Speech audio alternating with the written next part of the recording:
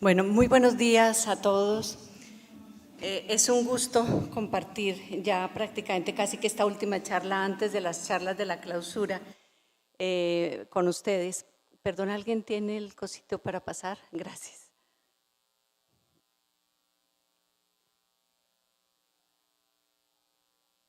Ok, gracias. Ya desde ayer, de antier, prácticamente hemos tenido las primeras charlas en temas de salud mental, con una serie de datos sumamente interesantes publicados por la Organización Mundial de la Salud, unos foros también muy interesantes.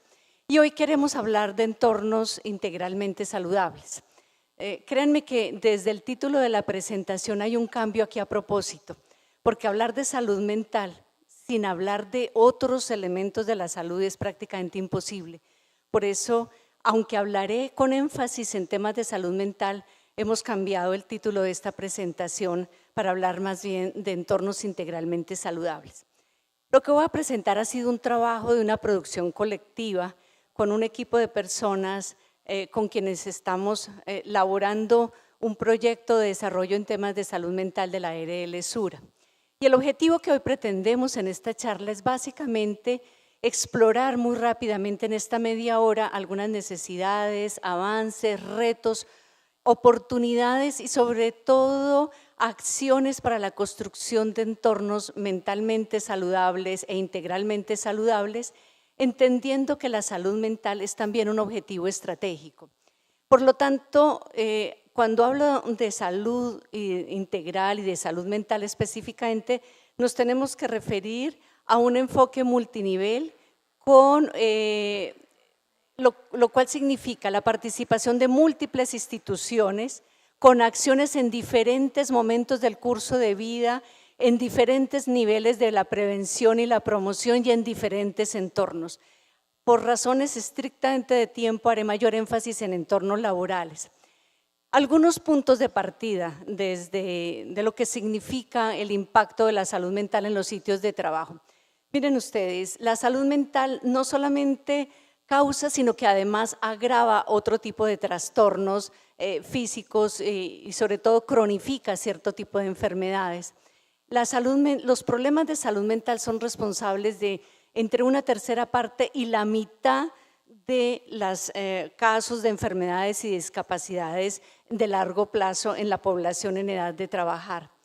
Y si miramos, por ejemplo, los temas de rendimiento y ausentismo, quienes tienen trastornos mentales tienen menor rendimiento y mayor ausentismo. Se estima que quienes padecen trastornos graves, me refiero por ejemplo a episodios como un trastorno bipolar o una depresión, tienen cerca de 2 veces más ausencias al sitio de trabajo y 2 veces y hasta 3 veces menor nivel de rendimiento.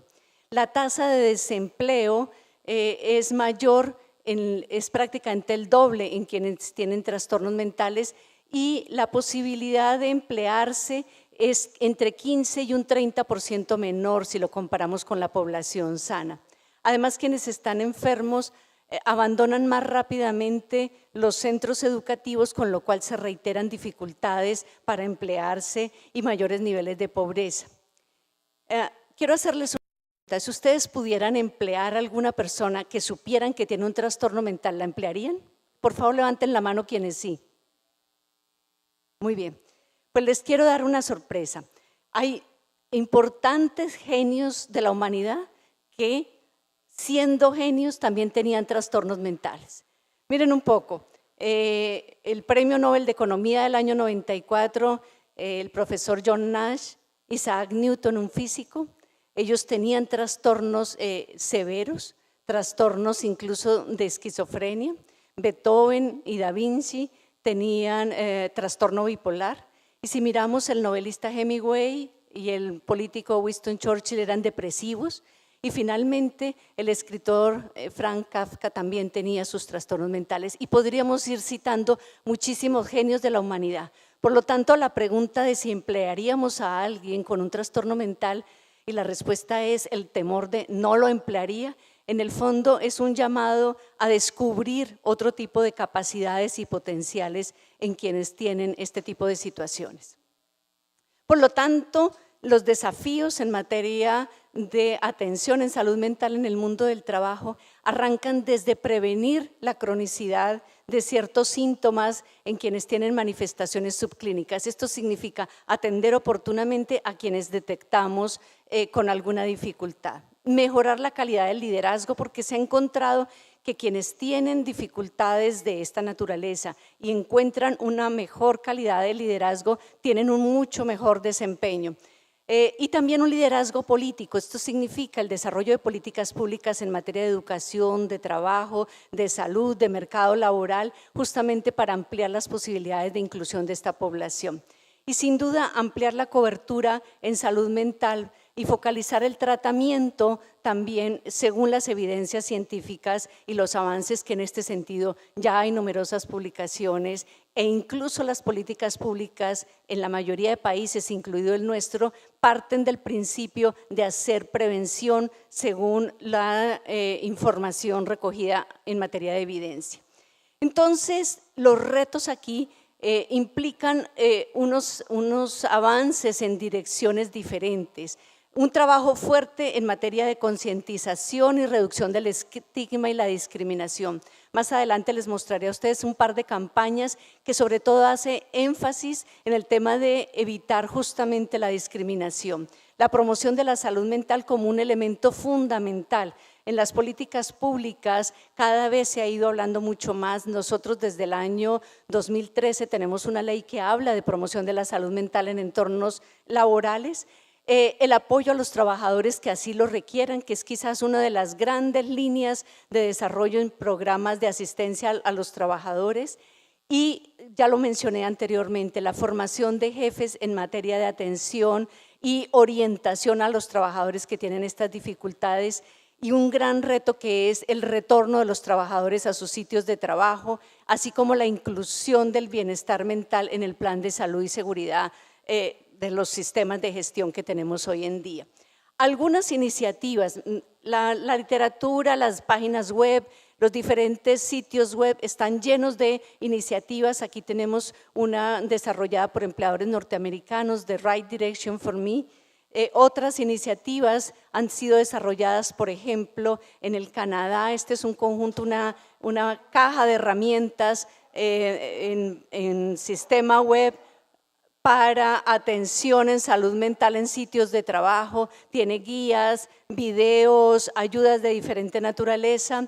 También incluso ya hay normas o estándares de salud psicológica en los sitios de trabajo con guía de implementación para este sistema normativo específicamente desarrollado por la Comisión de Salud Mental en Canadá. Estas son otras iniciativas también acerca de guías, por ejemplo, para los líderes, materiales para los trabajadores.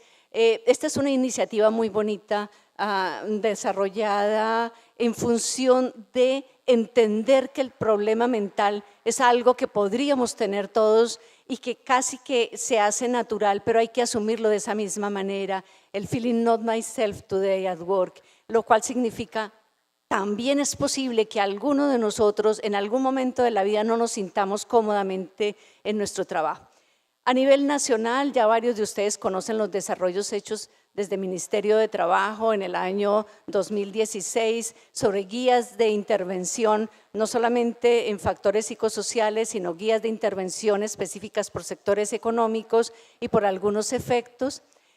Y si miramos entonces cómo implementar programas de atención en salud mental en los sitios de trabajo, nos encontramos con 7 elementos claves que surgieron de la Agenda en Salud Mental del Foro Económico Mundial. Miren estos 7 pasos o 7 elementos a considerar.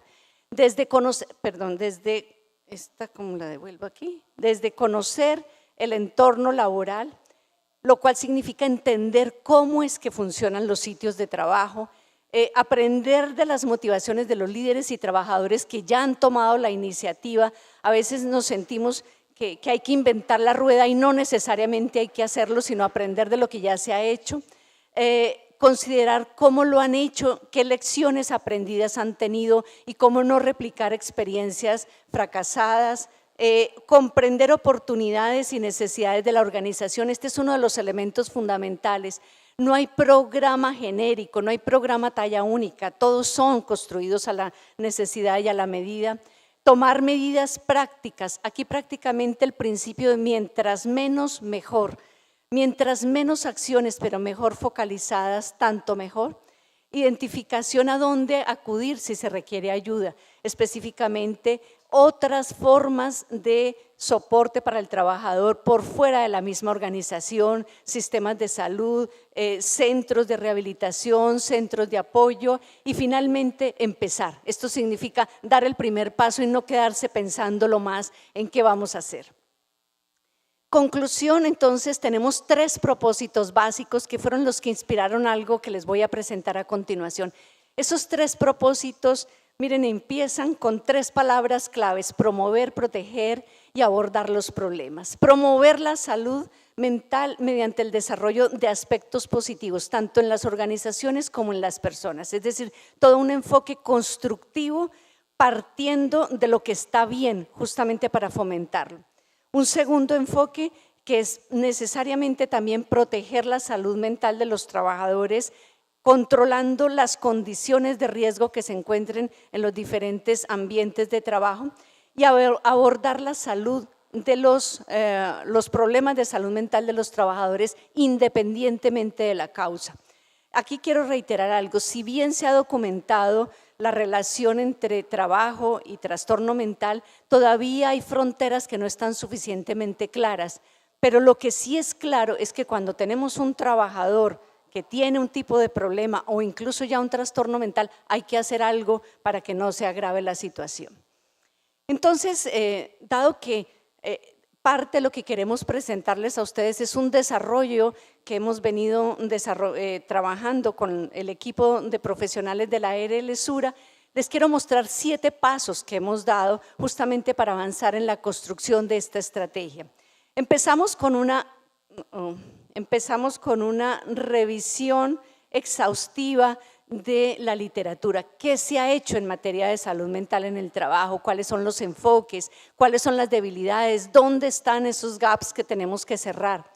Luego trabajamos un análisis de contexto. Esto significa que desarrollamos un ejercicio juicioso y crítico incluso para identificar necesidades y requerimientos del sector productivo en esta materia. Y luego definimos unos estados deseados. Ya explicaré posteriormente qué significa estos estados deseados. Es decir, hacia dónde queremos ver a personas y a organizaciones que consideremos mentalmente saludables.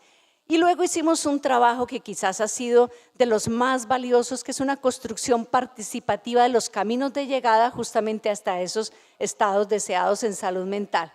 Posteriormente avanzamos en la definición de la estrategia Sura y luego estamos ya en la fase de construcción y desarrollo de guías y ayudas e implementación, trabajo que se ha venido haciendo de manera paralela. Desde los elementos de todo el marco de referencia, quiero compartirles básicamente dos porque son los que inspiraron todos los desarrollos que estamos mencionando. Justamente el concepto de salud mental. Y nos pareció que el concepto de salud mental que nos aporta el Instituto Canadiense de Salud en el Trabajo es tremendamente potente. Empieza por entender que la salud mental es una capacidad de todas y cada uno de los individuos, de cada uno de nosotros para sentir, para pensar y para actuar de manera que mejore nuestra capacidad para disfrutar la vida, para hacer frente a los desafíos que enfrentamos. ¿Esto qué significa? Que salud mental es disfrutar, pero también es enfrentar las problemáticas que enfrentamos. Por lo tanto, es un sentido muy positivo de bienestar espiritual, emocional, integral, que tiene sobre todo elementos muy importantes porque parten de respetar elementos de la cultura, la equidad, la justicia, la dignidad humana, las interconexiones entre las personas. Es decir, prácticamente es una situación a la que todos quisiéramos llegar. Una segunda definición que fue más una construcción propia de todo el equipo es que entendemos por una organización mentalmente saludable. Se nos dicen muchos de los atributos de una organización, pero también lo definimos en términos de capacidades, pero capacidades en este caso de organizaciones, de centros de trabajo, también para pensar, para decidir y además para actuar coherentemente en formas que fomenten el bienestar y la dignidad humana, es decir, en formas que fomenten la salud de los individuos y de cada uno de sus trabajadores y además de las partes interesadas, obviamente por un sentido de responsabilidad social, así como la competitividad sostenible, pero también en un marco de principios de ética, de valores, de respeto y sobre todo de inclusión.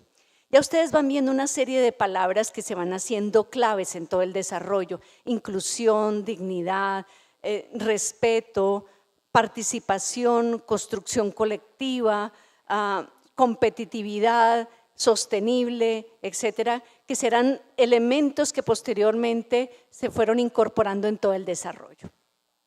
El segundo momento que les mencioné fue todo un análisis de necesidades y de contexto, y en ese análisis revisamos entonces la información recolectada, una importante exploración de un Big Data prácticamente acerca de la evaluación de factores psicosociales en múltiples sectores económicos. Luego revisamos todo el marco normativo vigente y las políticas públicas en materia de salud mental y de prevención del consumo de sustancias psicoactivas, así como otras políticas públicas que están próximas a ser divulgadas por el Ministerio. Y tuvimos un ejercicio tremendamente valioso que fue un diálogo de saberes, y digo saberes porque lo hicimos fue justamente con trabajadores y empleadores, entendiendo que cada uno de ellos aporta saberes diferentes, tremendamente valiosos, en un ejercicio de diálogo para entender sus necesidades en diferentes regiones, además del país. El tercer momento fue justamente la construcción de estos estados deseados, tanto en personas como en organizaciones mentalmente saludables. ¿Cómo construimos esto? Desde la revisión de la literatura y la consulta con diferentes expertos en materia de prevención, no solamente expertos en temas de salud mental, sino prevencionistas en general en diferentes áreas, nos hicimos la pregunta: ¿cómo debería ser una organización mentalmente saludable? ¿Y qué significa, qué prácticas tiene un individuo mentalmente saludable? Para luego hacer una serie de definiciones consensuadas a través de trabajos grupales progresivos, es decir, en etapas progresivas se fueron construyendo los desarrollos que mostraré a continuación. Y este es prácticamente como el resumen de esta hoja de ruta. Empezamos definiendo los estados deseados o las capacidades en los individuos, capacidades que agrupamos en núcleos de gestión individual, específicamente en 4 grandes núcleos que tienen que ver con el sentido y el propósito vital, con el autoconocimiento y la capacidad de regulación emocional, la convivencia armónica y el servicio a los demás y la capacidad para disfrutar y ser productivo, que ni más ni menos reflejan los 4 elementos fundamentales de la definición que les mencioné anteriormente. Y el siguiente elemento fue desarrollar una serie de caminos de llegada, es decir, hacia dónde o qué prácticas nos hacen visible estos estados deseados. Y por eso ustedes verán unos bombillitos, porque fueron ejercicios de construcción colectiva para desarrollar esas prácticas y esas formas de llegada. Cuando hicimos el ejercicio también con organizaciones mentalmente saludables, seguimos la misma metodología. Partimos de definir unos estados deseados o capacidades de las organizaciones, que se los resumí en la definición que construimos, y posteriormente se construyeron unos núcleos o esos estados de llegada se estructuraron en unos núcleos de gestión de las organizaciones mentalmente saludables que definimos como 7 grandes núcleos. Arrancan desde la estrategia organizacional, esto significa todo el planteamiento de la axiología y las políticas organizacionales. Pasa luego por todos los escenarios de participación, conversación, comunicación e inclusión, que son elementos fundamentales, la adaptabilidad a los cambios y la mejora continua, la capacidad de desarrollar liderazgo integral, la gestión del desarrollo social para ser socialmente productivos y aportantes a la comunidad, y la gestión tecnológica, económica y ambiental. En los términos de gestión tecnológica ha sido quizás uno de los núcleos principales de este Congreso y fue también considerado dentro de los núcleos de gestión. Y hay un séptimo núcleo de gestión que es transversal a todos los anteriores, que es la gestión del desarrollo humano, entendida como toda una capacidad o toda la posibilidad de desarrollar principios que hagan posible que los seres humanos tengamos dignidad. Y también construimos una serie de caminos de llegada o prácticas organizacionales. Bien, luego venía el cuarto paso. El cuarto paso es la construcción participativa de los caminos de llegada. Y desde ese punto de vista generamos ejercicios en dos momentos con trabajadores y empleadores. Un ejercicio inicial de generación de ideas de valor y un segundo ejercicio de construcción de soluciones de valor. Ejercicios tremendamente valiosos que se caracterizaron por la interculturalidad, porque se desarrollaron en diferentes regiones, con diferentes sectores económicos, con conversaciones a partir justamente de necesidades y expectativas, pero con un nivel progresivo de detalle, es decir, las construcciones se fueron afinando cada vez más a necesidades más específicas y finalmente todo esto se desarrolló en espacios destinados exclusivamente para la participación. Como resultado de estos, o mejor, casi que como planteamiento metodológico de estos espacios de participación, partimos de cuatro grandes necesidades que fueron las que posteriormente se afinaron mucho más en necesidades más específicas, referidas básicamente a qué hacer para promover la salud mental, qué hacer para prevenir el trastorno mental, para prevenir el consumo de sustancias psicoactivas y para manejar los casos difíciles.